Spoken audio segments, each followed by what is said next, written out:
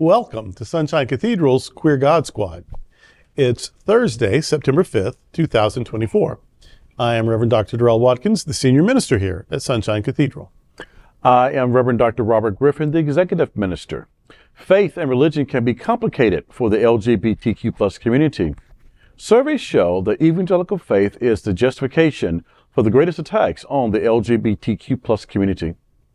I am Reverend Kevin Tisdall, the Minister of Education. The Queer God Squad is going to explore our religious community. Let's explore the big news of the day and what it means to you. I am Reverend Dr. Ann Atwell, the Minister of Connections. This is live, and then we are available on demand. If our community is important to you, share this news with your friends and family. Join the conversation on your favorite streaming platform and social media. At Sunshine Cathedral, we're here to tell you that you're God's miracle, not God's mistake. This is the Sunshine Cathedral perspective. Would Scripture approve of electing a woman president? Daisy Kahn of the Religion News Service weighed in on this subject this week.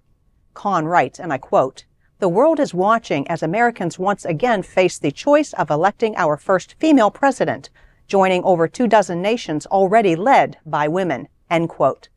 Electing a woman president would bring America in line with global advances in gender equality and reflect the values of those who reject misogyny, and in this case, racism. A female president would inspire more American women to participate in public service and demonstrate to the world that greatness is not bound by gender, but by the pursuit of one's mandate, spiritual or personal. Kahn says attitudes that oppose women in leadership are rooted in prejudice, not Scripture. To those who criticize women who don't bear children, but instead pursue career goals, Kahn quotes the Qu'ran, which states that God grants children at God's pleasure. Not everyone will be blessed with motherhood.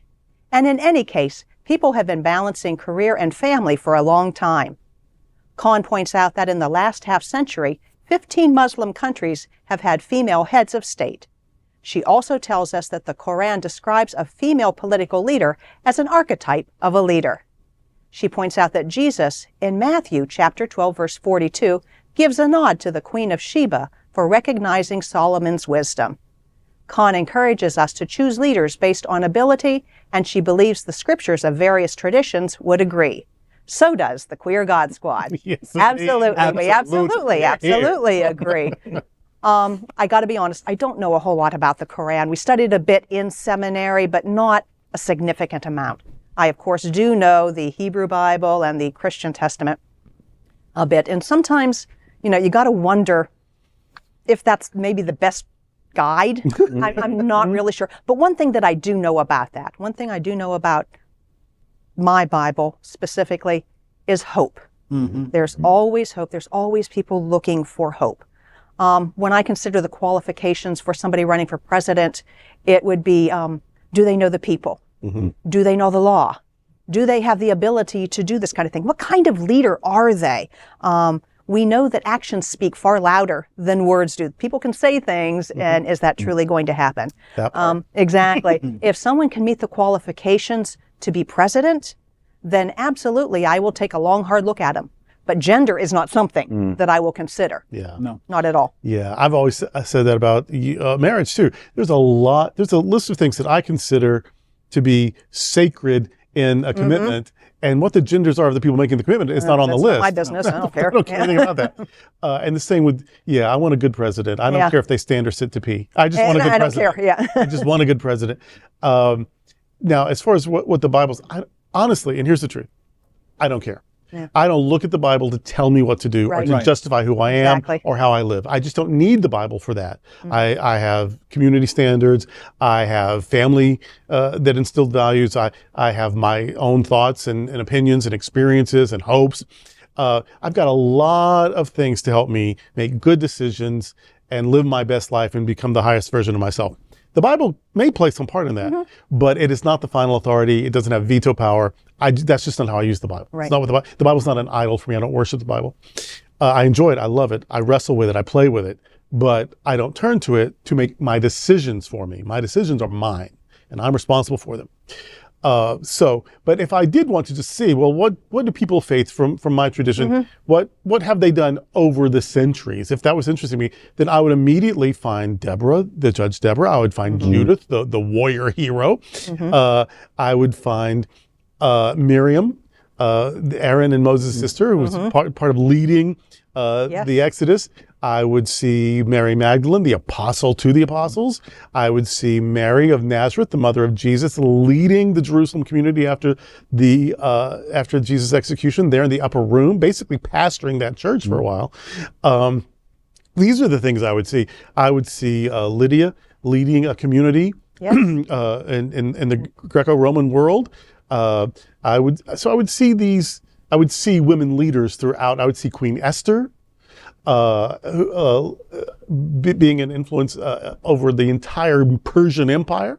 I would see women leaders, and there's no dearth of them in the scriptures. So for our scriptures, and I don't know everyone else's scripture, but the Judeo-Christian scriptures, I would say, 100%. They would be supportive of a woman president. But also, again, even if they weren't, that wouldn't be the deciding factor for me. Right. You know, I was in the military. Father Joe Calderon, we was having a discussion one time, and he said, we were talking about things that are important to us. And I remember Father Joe saying, he said, time is my most important commodity, because once it's gone, I can't get it back. Right. And so as it relates to this, any person that I want to see in this position, male or female, is someone that I want to spend time with having a martini. If that time with me is worth having a martini, I'm in good company, and that's somebody I want to be my leader of my nation. So hopefully the next future president will hear this. And we'll get together with a martini. And we'll get together for a martini. And maybe because I hear she's a really good cook also. So it'd be time well spent, not lost. All right. No problem knowing that she will do a good job. Yes. I'll cook for her, but I'll also eat what she cooks. I hear she's amazing. You guys have said it all. I'm comfortable with leaving it right there on the table. All right. I don't see how gender should come into the conversation. Competency should be the question, and compassion. Yeah. That's enough for me. Yeah, I'm tired of mean people. Yeah, So. There's that. It's a flat note. Well, that's the day with the Queer God Squad. We want to thank you for joining us. We're here daily at 3 p.m. to have some fun and to discuss what our LGBTQ plus community is talking about. Sunshine Cathedral is the world's largest progressive queer church. Progressive, queer, and God are words that naturally should go together. And we are all in this together. Remember that. You are God's miracle, not God's mistake. Until next time, we are the Queer God Squad. Goodbye.